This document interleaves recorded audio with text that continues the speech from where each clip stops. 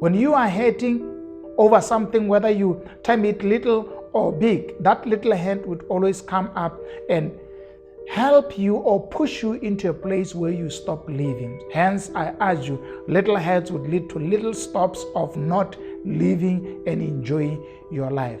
How many of us have been into proximity with the head, or where people did not handle us or treat us well, and then we allowed that little head to run for months, run for weeks, run for hours, and sometimes run for years without letting it go? In the meantime, while we are focusing on this head, we are losing on moment of becoming alive.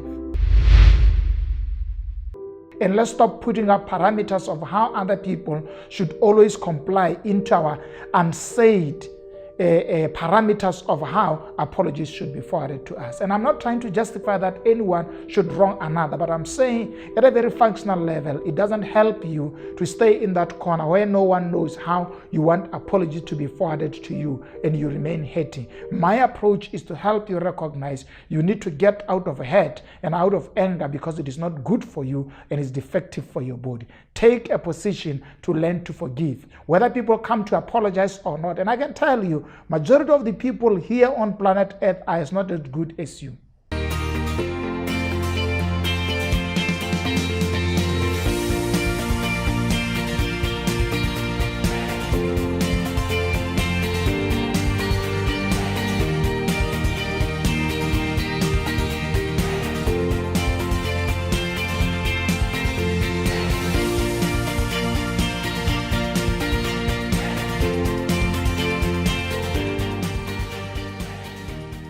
Hello and welcome to Expansion Revolution Nuggets. Thank you so much for joining me. Today I'm excited to continue our discussion on principles of redeeming time. We have said time is such an important attribute of your life. It's actually the most important commodity you have.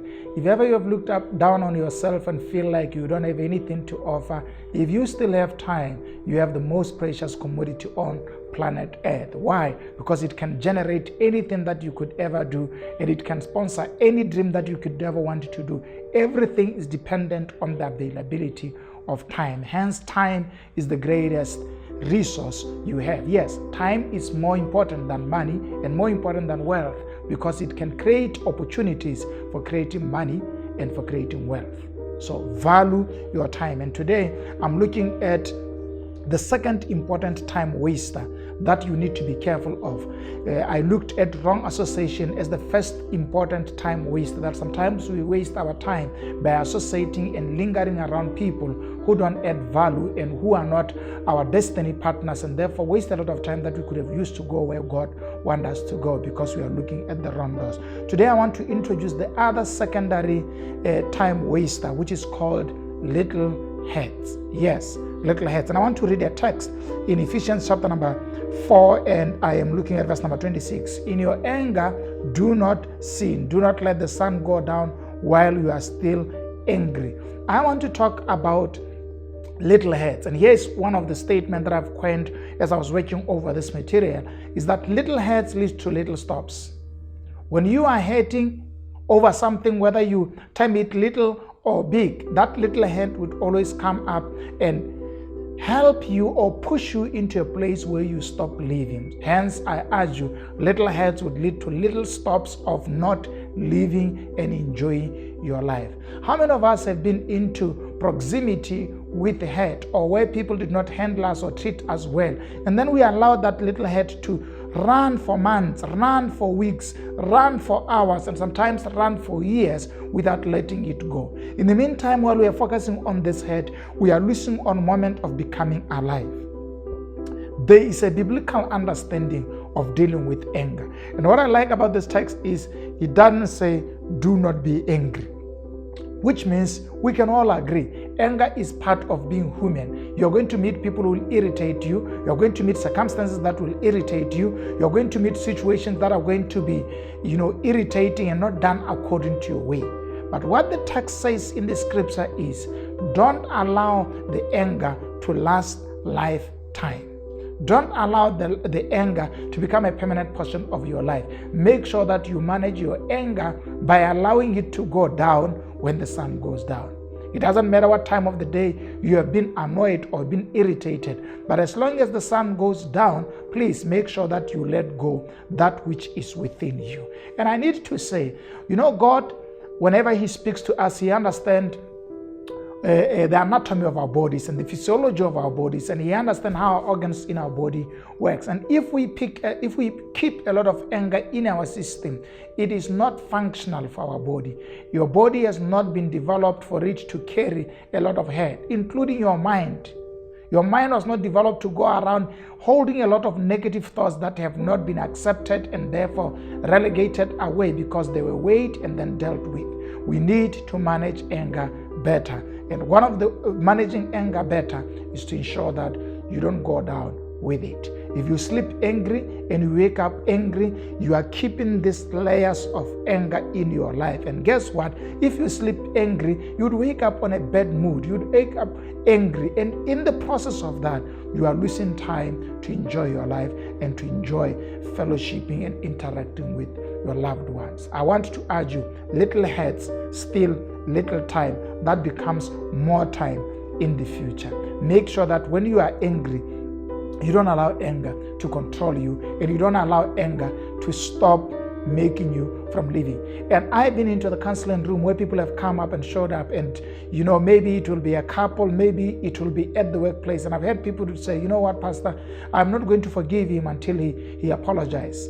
I've had supervisors who would say, I'm not going to forgive my boss until my boss apologizes. And guess what happened? The boss does not come to apologize. I've seen wives who are saying, I want my husband to come and kneel down and apologize. And the husband never comes to do that. And in the process of that, you see this woman or this man who wants the wife to apologize, and the wife never does that.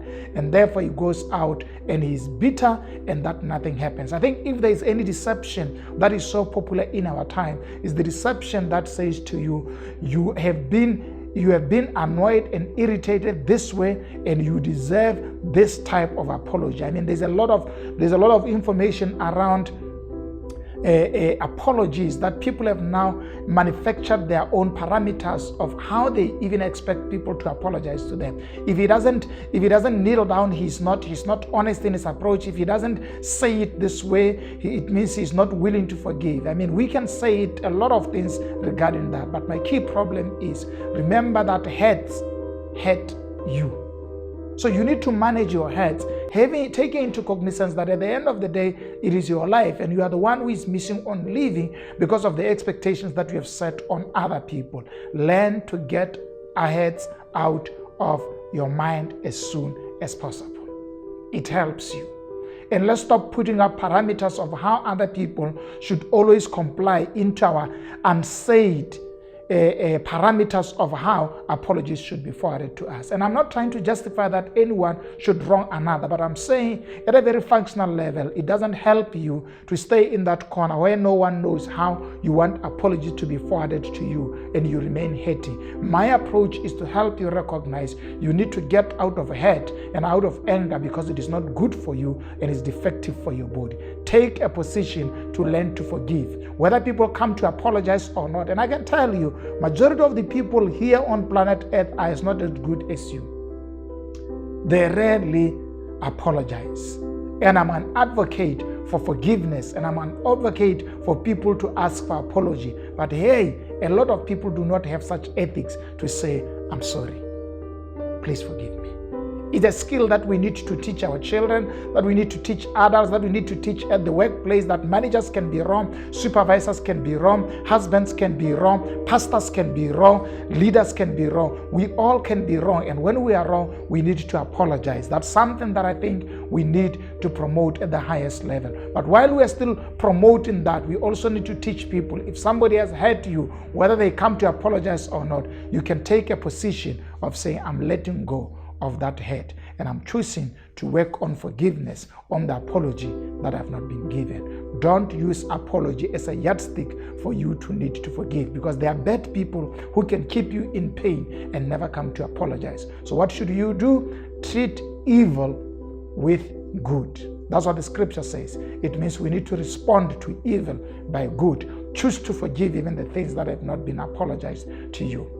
And I know this is a critical problem in relationship. We need to learn to forgive even before forgiveness is being asked from us. It helps us, the victim, learn to forgive, learn to let go. Don't allow the son to control when you would go and ask forgiveness. As long as it is evening and now you're going to sleep, take out all the stuff out of your mind and choose to forgive, because living in anger, irritated, steals your time to live. And you don't want to waste your time thinking about all other things that happen to you instead of enjoying your time with your loved ones. I think this is important information. Please share this with your colleagues, with your friends, and let people be empowered to let things that they keep in their hearts out so that they can breathe and enjoy. Yeah. So let's share this information. Thank you so much for joining me. You can give us feedback at oj@ojmatiba.com. Let us know how you feel about what we are sharing with you. Let's see you next time. Bye-bye.